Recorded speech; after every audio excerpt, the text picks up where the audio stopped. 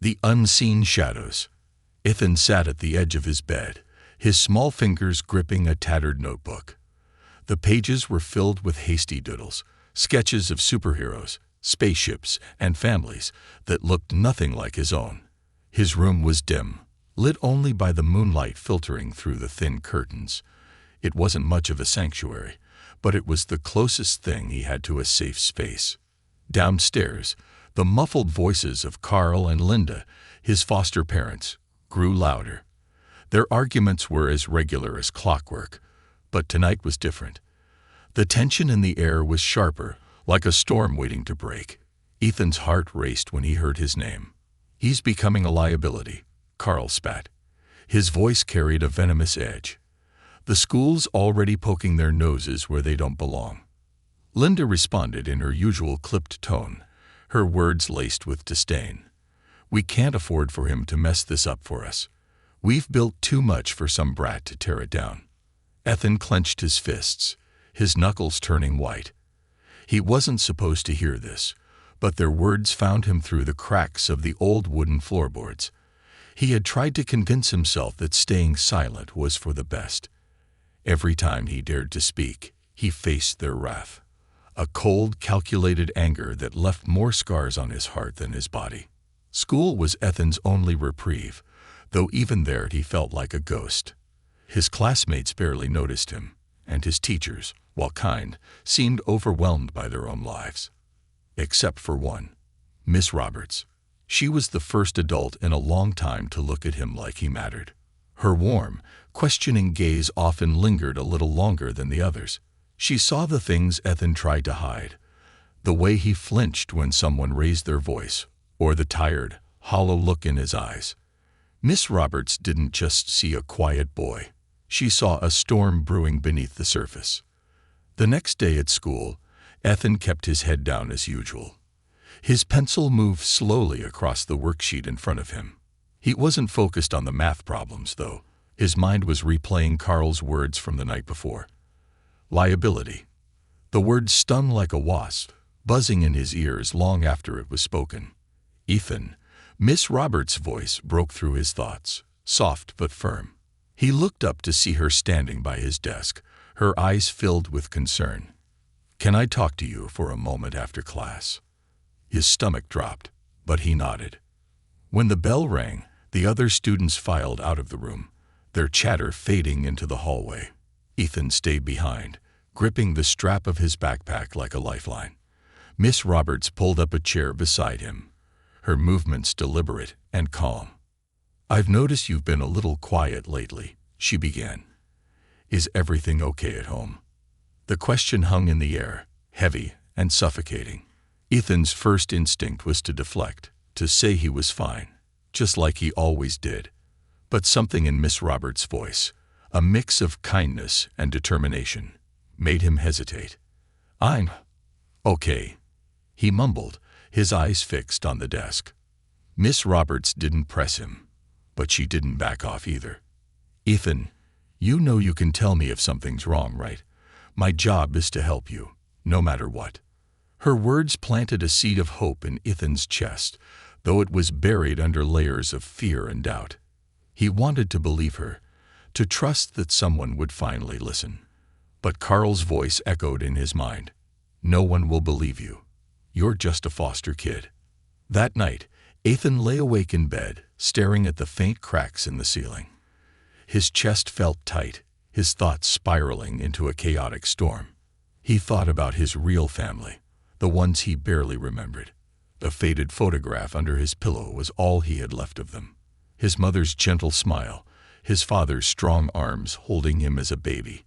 It was a life that felt more like a dream than a memory. As the hours stretched on, Ethan made a silent vow. He didn't know how or when, but one day he would find a way to make his voice heard. For now, though, he would endure, because even in the darkest shadows, he could feel a flicker of light, a glimmer of hope that refused to be snuffed out. The unseen shadows. The next morning, Ethan shuffled into the school cafeteria, clutching his plain lunch in one hand and his math notebook in the other. The noise of the room, students laughing, trays clattering, conversations blending into a dull roar, felt like a wall he couldn't break through. He found his usual spot at the corner table, far from the center of activity. It was safer here, quieter. As he unwrapped his sandwich, he spotted Liam, the new kid, weaving through the tables with a tray balanced precariously in one hand. Ethan had only exchanged a few words with him since he arrived, but Liam had a way of making his presence known. He was loud, funny, and seemed to have an endless supply of stories. Ethan envied his confidence but didn't want to be drawn into the orbit of someone so unpredictable. "Hey, Ethan," Liam said, plopping his tray onto the table without waiting for an invitation. "Mind if I join you?" Ethan shrugged, his eyes fixed on his notebook. "Sure." Liam took a bite of his pizza, nodding in approval. "Man, this is way better than the food at my old school. Not by much, though. Cafeteria pizza is still cafeteria pizza, right?" Ethan managed a small smile, though he didn't look up. Liam didn't seem to mind. He leaned back in his chair, his voice dropping slightly. "You're quiet, huh? That's cool. I used to be the same way before. You know, everything." Ethan glanced at him, curious despite himself. "Before what?" Liam hesitated, his usual grin fading. "Before I got placed in foster care." He said it casually, like he was talking about the weather, but there was a weight to his words that made Ethan's chest tighten. Ethan didn't respond, but Liam kept going. "It wasn't all bad. Some families were nice, but there were a couple. Well, let's just say not everyone who takes in foster kids does it for the right reasons." The words hit Ethan like a punch to the gut. He swallowed hard, his grip on his sandwich tightening. Did Liam know? Could he see through the walls Ethan had spent so much time building? Liam leaned forward, his voice dropping to a whisper. "Look, I don't know what your deal is, and I'm not trying to pry. But if you ever need someone to talk to, I'm here, okay?" Ethan nodded, his throat too tight to speak. Liam didn't press him further. Instead, he changed the subject, launching into a story about how he once got lost in a corn maze for 3 hours. Ethan couldn't help but chuckle at Liam's dramatic reenactment, complete with exaggerated panic and wild hand gestures. For the first time in what felt like forever, Ethan felt a little less alone. That evening, back at home, the atmosphere was suffocating. Carl sat in his usual spot on the couch, his eyes glued to the TV, while Linda bustled around the kitchen, her movements sharp and precise. Ethan kept his head down as he cleared his plate, hoping to avoid their attention. But Carl's voice cut through the silence like a knife. "Ethan, come here." Ethan froze, his pulse quickening. He set the plate down carefully, his hands trembling as he approached the living room. Carl didn't look at him, his eyes still fixed on the screen. "We got a call from your school today," he said, his tone deceptively calm. "They're asking too many questions about us. You wouldn't know anything about that, would you?" Ethan shook his head quickly. "No, sir." Carl's eyes finally met his, and Ethan's stomach churned. There was a coldness there, a warning. "Good, because if they start sticking their noses where they don't belong, it'll be your fault. And I promise you won't like what happens then." Linda appeared in the doorway, her arms crossed. "Ethan, go finish your chores. Now." Ethan didn't need to be told twice. He retreated to the kitchen, his mind racing. He thought of Liam's words earlier that day, the way he had offered his support so casually yet so sincerely.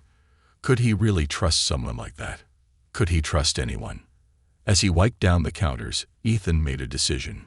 He didn't know if it was the right one, but it felt like the only choice he had. He couldn't keep living like this, trapped in a house where every breath felt like a risk. He had to find a way to make people see the truth, no matter the cost. The mask begins to slip. The morning sun cast long shadows across the school's brick walls as Ethan approached the front entrance, his backpack slung over one shoulder. His feet dragged, weighed down by the restless night he'd spent staring at his ceiling, haunted by Carl's words. Today felt different, though. A strange mix of fear and determination churned in his chest.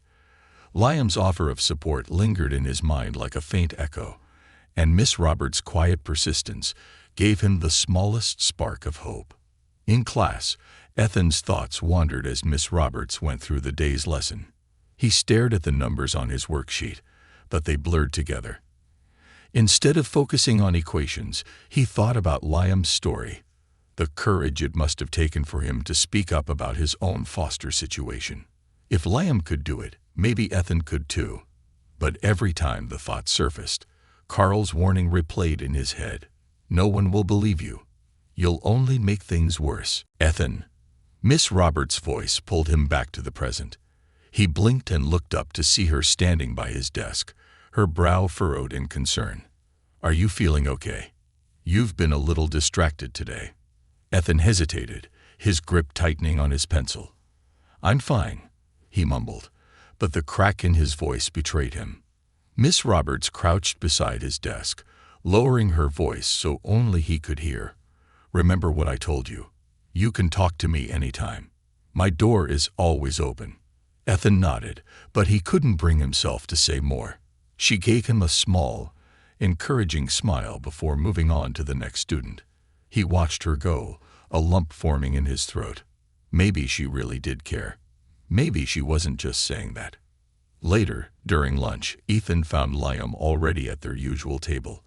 A half-eaten sandwich sat on his tray, and he was scribbling something on a scrap of paper. Liam looked up as Ethan approached, flashing a grin. Hey man, you look like you didn't sleep a wink. Everything okay? Ethan shrugged, dropping into the seat across from him. Not really. Liam put his pen down, his expression growing serious. What's going on? Ethan glanced around the cafeteria. The noise and chaos gave them some privacy, but he still lowered his voice. Carl and Linda. They're worse than ever. Carl threatened me last night. He said if I mess up again, I'll regret it. Liam's jaw tightened, his hands curling into fists. That guy is a piece of work. You can't keep letting them scare you, Ethan. You deserve better than this. Ethan shook his head. You don't understand. They're too good at hiding it. When people are around, they act like they're perfect. Carl even called your parents to make me look like the liar. Liam's eyes widened. I figured as much. My dad told me about it. But don't worry. They don't believe him. My parents know what's up, and I've got your back too. Ethan's shoulders sagged in relief. Thanks, but I need more than that. I need proof. Real proof. Liam leaned forward, intrigued. What kind of proof? Ethan hesitated, his pulse quickening. The idea had been forming in his mind for days, but saying it out loud made it feel real and dangerous. I'm going to record them. I have an old phone that still works. If I can get them on video or record what they say, no one can deny it. Liam's eyes lit up with approval. That's genius, but you have to be careful. If they find out, things could get ugly. I know, Ethan said, his voice steadied despite the knot in his stomach, but I can't stay silent anymore. That night, Ethan waited until the house was quiet before retrieving the old phone from its hiding spot beneath his mattress. He powered it on, relieved to see the battery still held a charge. The screen was cracked, and the camera wasn't great, but it would do. He placed it carefully on a shelf in his room, angling it toward the door. The microphone would pick up anything Carl or Linda said when they came in. It didn't take long for the opportunity to arise. Carl's heavy footsteps echoed in the hallway, and Ethan braced himself as the door creaked open. Carl stood in the doorway, his expression as sharp as a blade. Why are the dishes still in the sink? He demanded, his voice low but menacing. Ethan swallowed hard. I forgot. I'll do them now. Carl stepped into the room, his hand gripping the doorframe. Forgot. That's your excuse. You're getting more useless by the day. Ethan kept his head down, his fists clenched. He didn't dare respond. Carl leaned in closer, his voice dropping to a chilling whisper. If you don't start pulling your weight around here, you'll regret it. Do you understand me?" "Yes, sir," Ethan said quickly, his voice trembling. Carl straightened, glaring at him for a moment longer before storming out. The door slammed shut behind him, leaving Ethan alone with the pounding of his heart. He let out a shaky breath, then rushed to the phone. Stopping the recording, he played it back, relief washing over him as Carl's words filled the tiny speaker. It wasn't much, but it was a start. Over the next few days, Ethan carefully collected more recordings. He captured Linda's passive-aggressive comments, Carl's explosive outbursts, and even snippets of their late-night conversations about money. Each recording felt like a small victory, a crack in the perfect facade they presented to the outside world. But the risk weighed heavily on him. Every time he hid the phone, every time he pressed record, he felt like he was walking a tightrope with no safety net. If Carl or Linda discovered what he was doing, he didn't know what they would do, and he wasn't sure he wanted to find out. The next step was sharing the evidence, but that thought terrified Ethan more than anything. Who could he trust? Miss Roberts? Liam? Both of them had been supportive, but putting the recordings in someone else's hands felt like giving up control. What if it wasn't enough? What if it backfired? During lunch, Ethan confided in Liam about his progress. "I've got some recordings," he said, his voice barely above a whisper. "But I don't know what to do with them." Liam's eyes widened. "That's huge. Miss Roberts will know what to do. You have to show her." Ethan hesitated. What if she can't help? What if it just makes things worse? Liam shook his head firmly. "It won't. Miss Roberts cares about you, Ethan. She'll make sure this gets handled the right way. Trust me." Ethan stared at his tray, his stomach churning. Trusting someone with the truth felt like the biggest leap of faith he'd ever take. But Liam was right. He couldn't do this alone. That afternoon, Ethan lingered after class, clutching the phone in his pocket. Miss Roberts was at her desk, sorting through papers, but she looked up as he approached. "Ethan," she said warmly, "what's on your mind?" He hesitated, his hand trembling as he pulled out the phone. "I need to show you something." A glimmer of courage. Ethan stood frozen in front of Miss Roberts' desk, his old phone trembling in his hands. The classroom was quiet now, the buzz of students long gone, leaving only the soft hum of the overhead lights. Miss Roberts' eyes were kind but filled with curiosity as she tilted her head slightly, waiting for him to speak. "What is it, Ethan?" she asked gently, her voice calm and inviting. Ethan swallowed hard, his throat dry. He knew this moment could change everything. Slowly, he extended the phone toward her, his fingers shaking. I've been recording them," he whispered, his voice barely audible. Miss Roberts frowned slightly, confused. "Recording who?" "My foster parents," Ethan said, his words tumbling out in a rush. "Carl and Linda. The things they say, the way they act when no one's watching. I needed proof. I thought if I could show someone, they'd have to believe me." Her expression shifted instantly, her eyes widening as she took the phone from his hands. She didn't say anything right away, but her movements were careful, deliberate. She scrolled through the files, her brows knitting together as she opened the first recording. The sound of Carl's voice filled the quiet room, sharp and venomous. "If you mess up again, there will be real consequences. Do you understand me?" Miss Roberts' jaw tightened. She listened in silence, her expression growing darker with each passing second. When the recording ended, she took a deep breath and set the phone down on her desk. "Ethan," she said, her voice steady but tinged with anger, "I'm so sorry you've had to go through this. No child should ever be treated this way." Ethan looked down, his fingers twisting the strap of his backpack. "I didn't know what else to do," he admitted. "They're so good at pretending to be nice. I thought no one would believe me." Miss Roberts leaned forward, her tone firm but reassuring. "You did the right thing, Ethan. This is brave, really brave. And now we can do something about it." The next day, Miss Roberts scheduled a meeting with the school counselor, Mrs. Alvarez, and the principal, Mr. Donovan. Ethan sat in a small conference room, his stomach churning as he clutched his phone tightly. Miss Roberts sat beside him, her presence a small comfort, while the other two adults listened to the recordings in stunned silence. When the last file ended, Mr. Donovan leaned back in his chair, his face pale. "This is troubling," he said, choosing his words carefully. "We'll need to report this to Child Protective Services immediately." Mrs. Alvarez nodded. "We'll also need to document everything." "Ethan, is there anything else you can tell us about what's been happening at home? Anything they've done or said that you haven't recorded?" Ethan hesitated, glancing at Miss Roberts. She gave him a small nod of encouragement. Taking a deep breath, he recounted the countless times Carl had yelled at him, the bruises he'd hidden, and the nights he'd gone to bed hungry because Linda thought he didn't deserve dinner. His voice wavered, but he didn't stop. For the first time, he was telling the whole story. When he finished, the room was silent. Mrs. Alvarez wiped at her eyes discreetly, and Mr. Donovan cleared his throat.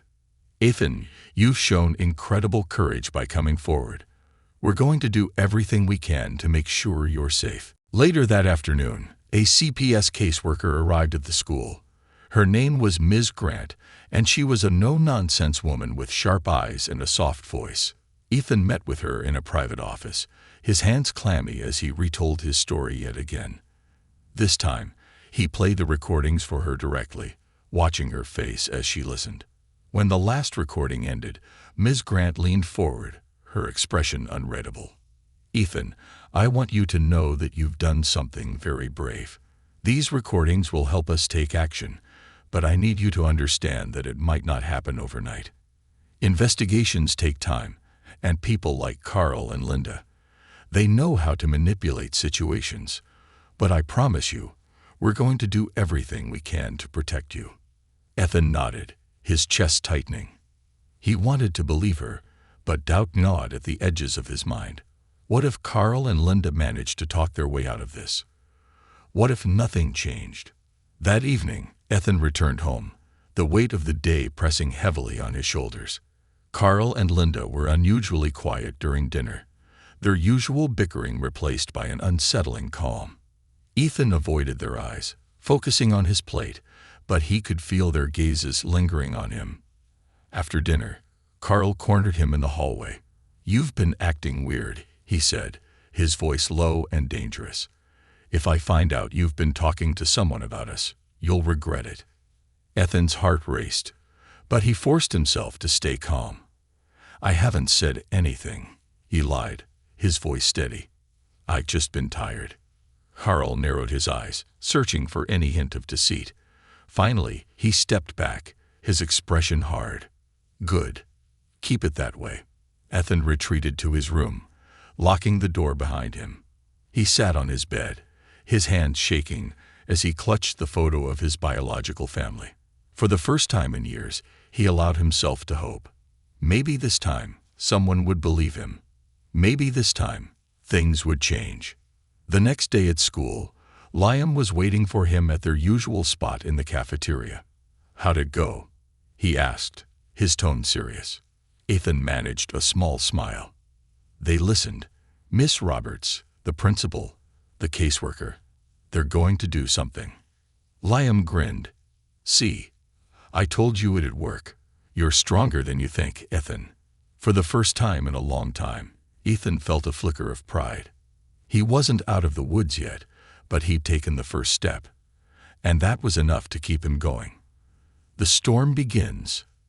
The days following Ethan's meeting with the CPS caseworker felt like an eternity. The waiting gnawed at him, each moment spent in Carl and Linda's house a painful reminder of the danger he still faced.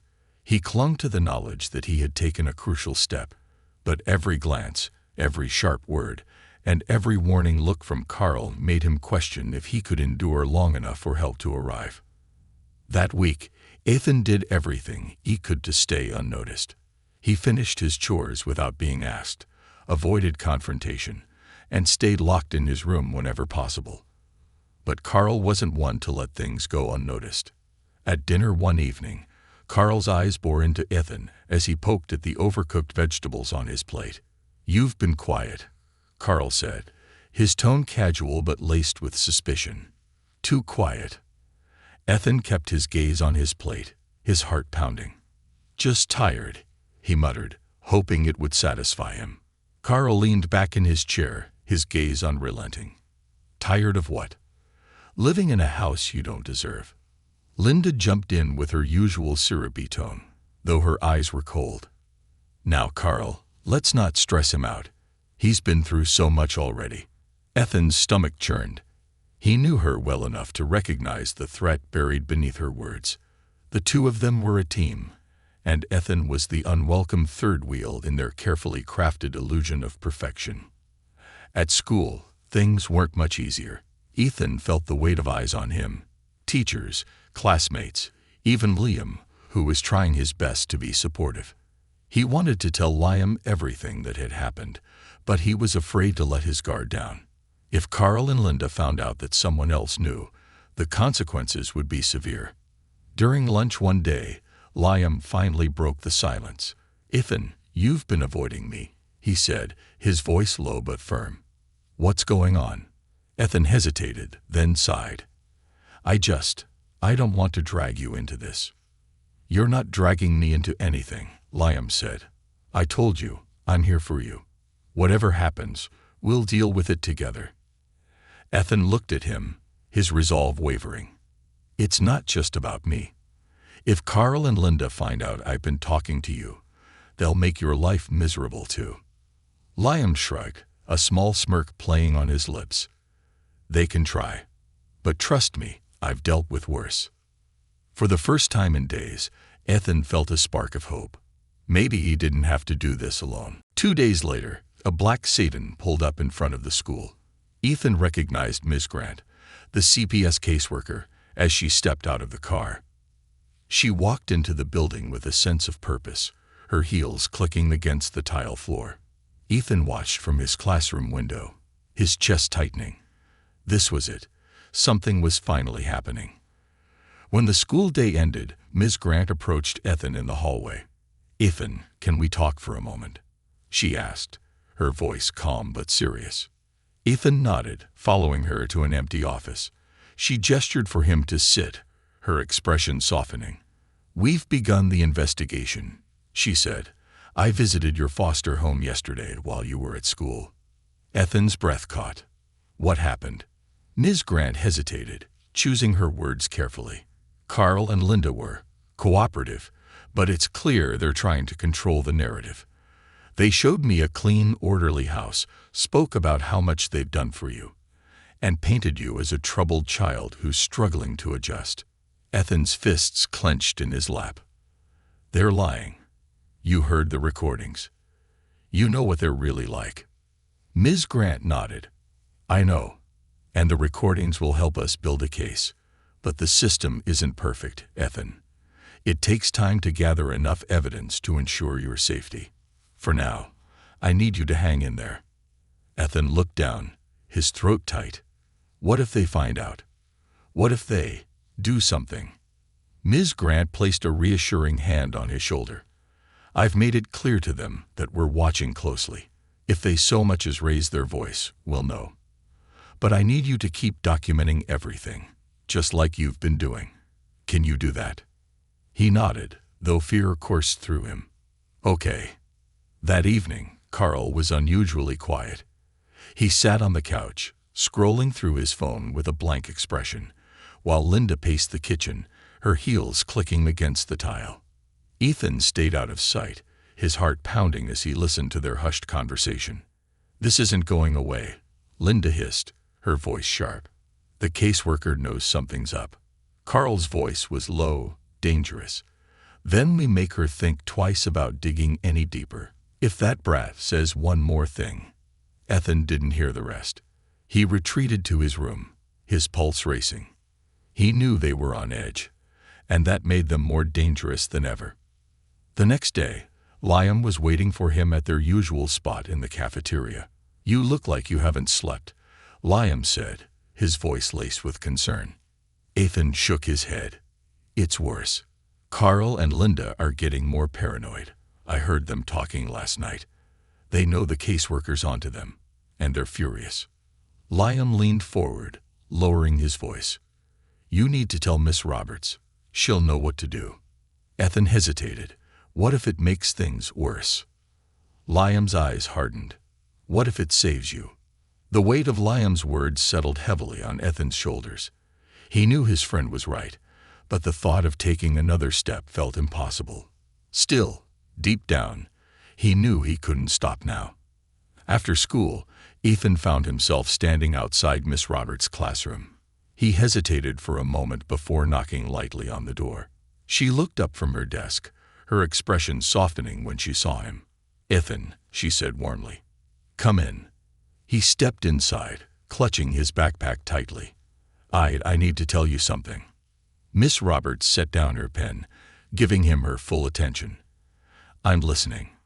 Ethan took a deep breath, his voice trembling as he spoke. They know about the caseworker, Carl and Linda. They're getting worse. I don't know how much longer I can stay there. Miss Roberts' face darkened, her hands folding tightly in front of her. Ethan, you've done everything right by coming forward. I'm not going to let this go. I promise. Her words were a small comfort, but they weren't enough to quiet the storm raging inside him. As he left her classroom, Ethan couldn't shake the feeling that things were about to get worse before they got better. The breaking point. The house was unnervingly quiet when Ethan returned home that evening. Normally, Carl and Linda's voices filled the air, arguing, issuing sharp commands, or pretending to be the perfect parents when neighbors dropped by. But tonight, the silence was suffocating. Ethan set his backpack down cautiously by the door, his senses on high alert. He glanced around the living room, where Carl sat in his usual chair, a glass of whiskey in one hand. His gaze was fixed on the television, though the screen displayed nothing but static. Linda was nowhere to be seen, but her absence didn't make the atmosphere any less oppressive. You're late, Carl said without looking up. His voice was calm, too calm, and that made Ethan's stomach churn. I stayed after school to work on a project, Ethan replied, keeping his tone neutral. He'd learned to tread carefully, especially when Carl was in one of his moods. Carl turned his head slowly, his eyes narrowing as they locked onto Ethan. A project, huh? Funny, because I got a call from Ms. Grant today. Ethan's heart dropped. His mouth went dry as he struggled to find a response, but Carl didn't wait for one. He stood, towering over Ethan, his expression dark and unreadable. She asked a lot of questions, Carl continued, stepping closer. Questions about how we run this household. You wouldn't know anything about that, would you? I didn't. Ethan started, but Carl's hand shot out, grabbing his arm in a vice-like grip. The sharp pain made Ethan wince, but he bit his lip to stop himself from crying out. Don't lie to me, Carl hissed, his face inches from Ethan's. You think you're smart, don't you? Recording us, talking to your teachers, bringing social workers into my house. You think they're going to save you. Ethan's breath hitched, tears pricking at the corners of his eyes. I didn't mean. Carl tightened his grip, his voice dropping to a deadly whisper. You listen to me, boy.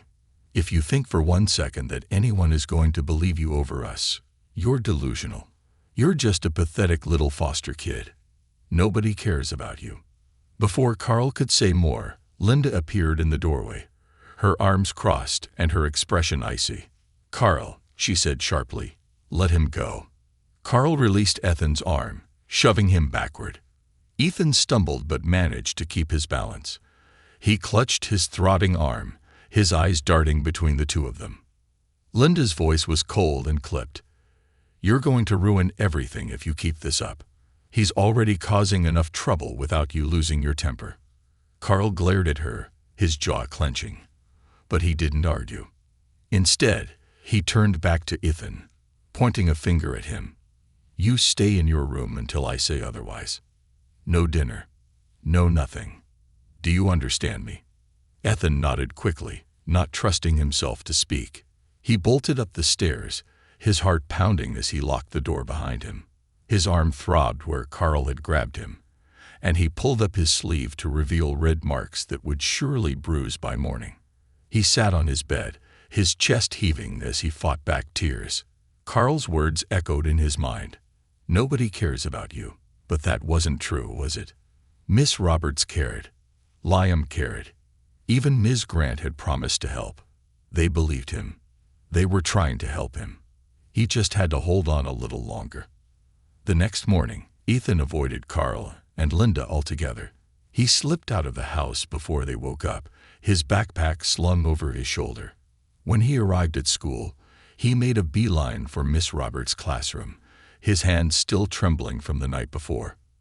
She looked up from her desk as he walked in, her brow furrowing when she saw his pale face and the dark circles under his eyes. "Ethan," she said softly, "what happened?" Ethan hesitated, then rolled up his sleeve to show her the bruises on his arm. Miss Roberts gasped, her hand flying to her mouth. "Oh, Ethan. They're getting worse," he whispered, his voice shaking. "Carl found out about Ms. Grant. He said nobody cares about me, that no one will believe me." Miss Roberts' eyes filled with tears, but her voice was steady. "That's not true, Ethan. I care. Liam cares. Ms. Grant cares. We're going to stop this. I promise you." Ethan nodded, though the weight of his fear still pressed heavily on his chest. What if they do something worse? What if they... Miss Roberts cut him off gently. "We're not going to let that happen. I'm going to call Ms. Grant right now, and we'll figure out the next step together." By the time Ms. Grant arrived at the school, Ethan's nerves were frayed. She pulled him into a private office, her expression serious but kind. "I heard what happened last night," she said, glancing at the bruises on his arm. "I'm so sorry, Ethan. You shouldn't have to go through this." "I can't go back there," Ethan said, his voice breaking. "I can't."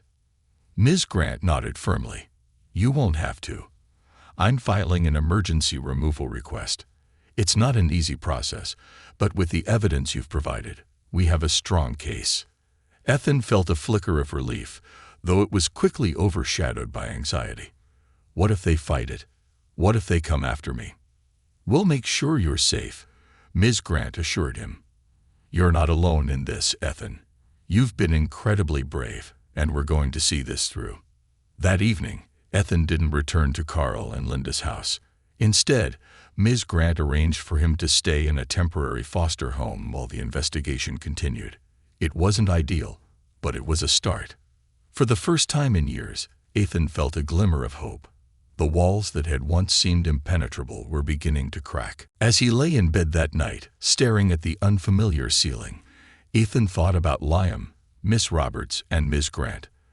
They had believed him when he thought no one would. They had given him a reason to fight, even when the odds seemed stacked against him. Maybe Carl was wrong. Maybe someone did care. The truth prevails. The morning sunlight streamed through the window of Ethan's temporary foster home, a modest but cozy house owned by an older couple named the Millers. They were kind, quiet people who didn't pry into Ethan's situation. They gave him space, offering meals and warm smiles without pushing him to talk. It was the first time in years that Ethan didn't feel like he was walking on eggshells. But the weight of everything wasn't gone. It lingered like a storm cloud. Ethan knew the battle wasn't over. Carl and Linda wouldn't give up without a fight. He had seen their cunning, their ability to manipulate others into believing their lies. They'd spent years perfecting their facade, and they wouldn't let it crumble easily. At school, Liam greeted Ethan with his usual grin, though his eyes held concern. "How's the new place?" he asked, dropping into the seat next to Ethan during lunch. Ethan shrugged. "It's okay. Better than where I was." Liam nodded, his grin fading. "Good. You deserve better." He leaned in slightly, lowering his voice. "Any news about Carl and Linda?" Ethan shook his head. "Ms. Grant said the emergency removal request went through, but they're still investigating. She thinks they'll try to make it look like I'm lying." "They can try," Liam said, his tone fierce. "But you've got proof. And you've got people who believe you." Ethan managed a small smile. Liam's unwavering support was a lifeline he hadn't known he needed. "Thanks." A few days later, Ethan was called to the principal's office during class. His stomach churned as he walked down the hallway, his mind racing with worst-case scenarios. When he stepped inside, he found Ms. Grant waiting for him, along with Mr. Donovan and Miss Roberts. "Ethan," Ms. Grant began, her tone warm but serious, "we have some updates." Ethan sat down, his hands clenched tightly in his lap. "What's going on?" Ms. Grant took a deep breath. "We've uncovered more evidence against Carl and Linda. The recordings you provided were crucial, but we've also interviewed neighbors, teachers, and other foster families they've been involved with. It turns out you weren't the first child they've mistreated." Ethan's eyes widened. "There were others." Ms. Grant nodded. "Yes, several of them have come forward since we started the investigation. They described similar patterns of neglect and emotional abuse. Combined with your testimony and the recordings, we have a strong case against them." Ethan's heart pounded. Relief and anger swirled inside him. He had suspected Carl and Linda were bad people, but hearing about the others made their cruelty feel even heavier. "What's going to happen to them?" Ms. Grant's expression hardened. "They'll face legal consequences. We've already taken steps to ensure they won't be able to foster any more children. And with the evidence we've gathered, it's likely they'll face charges for neglect and abuse." Ethan exhaled slowly, the tension in his chest easing for the first time in weeks. It wasn't over yet, but it felt like a step in the right direction. A week later, Ethan found himself sitting in a courtroom, flanked by Ms. Grant and the Millers. The room was smaller than he had imagined, the air heavy with anticipation. Carl and Linda sat across from him, their polished appearances intact but their expressions strained. Carl's jaw was tight, and Linda's lips pressed into a thin line. They avoided Ethan's gaze, their perfect facade beginning to crack under the weight of the truth. The judge, a stern-looking woman with sharp eyes, reviewed the evidence. Ms. Grant presented the recordings, the testimonies from Ethan and other former foster children, and the findings from the home visits. Ethan watched as Carl and Linda squirmed in their seats, their confidence eroding with each piece of evidence brought to light. When it was Ethan's turn to speak, his hands trembled as he stood. He glanced at Ms. Grant, who gave him an encouraging nod. Taking a deep breath, he faced the judge. "For years, they made me feel like I was nothing," he began, his voice shaky but growing stronger with each word. "They said no one would believe me, that no one cared, but they were wrong. People did care, and I'm not scared of them anymore." As he sat back down, the room was silent. He avoided looking at Carl and Linda, focusing instead on the judge, who gave him a small, approving nod. By the end of the hearing, the judge ruled in favor of Ethan's case. Carl and Linda were officially barred from fostering children and faced charges for their actions. Ethan felt a weight lift off his shoulders as he left the courtroom, the Millers walking beside him. "You did amazing," Ms. Grant said, her voice filled with pride. "You stood up for yourself, Ethan. That takes incredible courage." Ethan nodded, his chest swelling with a sense of accomplishment. For the first time, he felt like he had control over his own life. The shadows Carl and Linda had cast over him were beginning to fade, replaced by a brighter future. In the weeks that followed, Ethan began to adjust to life with the Millers. They weren't perfect, but they were kind and patient. They encouraged him to talk about his feelings but never pushed him when he wasn't ready. Slowly, Ethan began to trust again. At school, Liam continued to be his rock, always ready with a joke or a listening ear. Miss Roberts checked in on him regularly, her warm presence a constant reminder that he wasn't alone. One afternoon, Ethan found himself sitting under a tree in the schoolyard, his notebook open in his lap. He doodled absent-mindedly, his mind finally at ease. Liam plopped down beside him, munching on an apple. "You know," Liam said between bites, "you should write about all this someday." Turn it into a book or something. Ethan chuckled. Maybe. Seriously, Liam said, nudging him. You've been through so much, and you didn't let it break you. That's pretty badass. Ethan smiled, his gaze drifting to the horizon. For the first time, he felt a sense of peace, a quiet strength that had been buried deep inside him, waiting for the chance to grow. He wasn't just a foster kid anymore. He was a survivor. The dawn after the storm. As the weeks turned into months, the fallout from Carl and Linda's exposure continued to ripple outward. Ethan stayed with the Millers, and slowly his life began to settle into a sense of normalcy he hadn't experienced in years. But the journey was far from easy. Healing wounds. Ethan struggled with the ghosts of his past. The bruises on his arm faded quickly, but the scars on his heart lingered. Every sharp sound, every raised voice, sent him back to the suffocating walls of Carl and Linda's house. Nights were the hardest. He often woke up in a cold sweat, his mind replaying Carl's threats or Linda's icy glares. But he wasn't alone anymore. The Millers supported him in every way they could. They helped him find a therapist, someone who listened without judgment and gave him the tools to process his trauma. Miss Roberts continued to check on him, sometimes inviting him to her classroom during lunch to chat.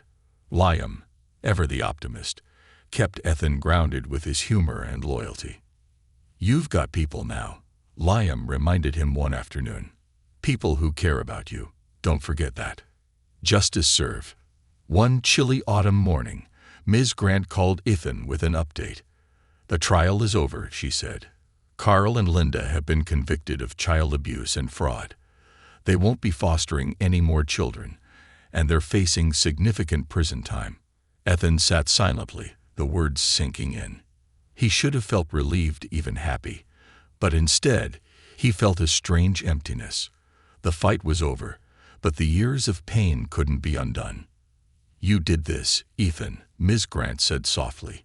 You stood up to them. Because of you, no other child will have to endure what you went through. A small smile tugged at Ethan's lips. Thank you, he said, his voice steady. Finding his voice. Over time, Ethan began to open up about his story. It started with a small assignment in English class, a personal narrative. At first, he hesitated, unsure if he wanted to revisit the memories. But as he put pen to paper, the words flowed like a river breaking through a dam. He wrote about the fear, the pain, and the loneliness, but he also wrote about the hope, the people who had stepped in when he thought no one would. Miss Roberts, Liam, Ms. Grant, the Millers, each of them had played a part in helping him find his strength. When he finished reading the story aloud to his class, the room was silent. Then, a single clap broke the stillness, followed by another and another, until the entire room was applauding. Ethan looked up, his cheeks flushing as he met Liam's proud grin and Miss Roberts' tearful smile. You're braver than you know, she told him after class. And your words have power. Never forget that. A new chapter. By the end of the school year, Ethan felt like a different person. The weight of his past still lingered, but it no longer controlled him. He had dreams now, goals he never thought he'd have. He wanted to help other kids like him, to be the voice for those who felt silenced. One evening, as the Millers prepared dinner, Ethan sat at the kitchen table, flipping through his notebook. It was filled with sketches and notes, ideas for a book he'd started working on. A memoir, but also a story of hope. A story for kids who felt like they had no one. Dinner's ready, Mrs. Miller called, placing a steaming dish on the table. Ethan set his notebook aside and joined them, the warmth of their kindness wrapping around him like a blanket. As they laughed and talked, he realized something he hadn't felt in a long time. He was home. The end of the storm. Months later, Ethan stood on a stage in the school auditorium, facing a crowd of students, teachers, and parents. He'd been asked to speak at a community event about resilience and overcoming adversity. His hands trembled as he adjusted the microphone.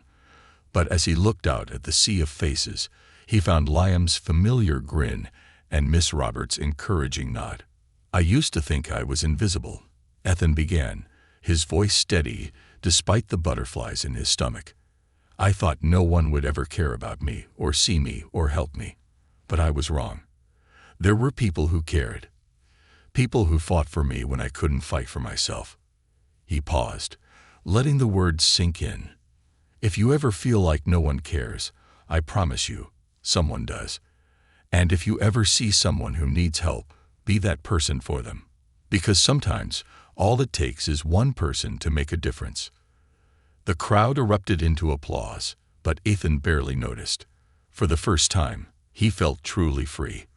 Free from the shadows of Carl and Linda, free from the weight of his past. As he stepped off the stage, Liam clapped him on the back. "Told you you'd make an awesome speaker." Ethan laughed, a genuine, unguarded laugh that filled the room. He had a long way to go, but he was no longer afraid of the journey ahead. The storm had passed, and for the first time in his life, Ethan could see the sun shining brightly on the horizon.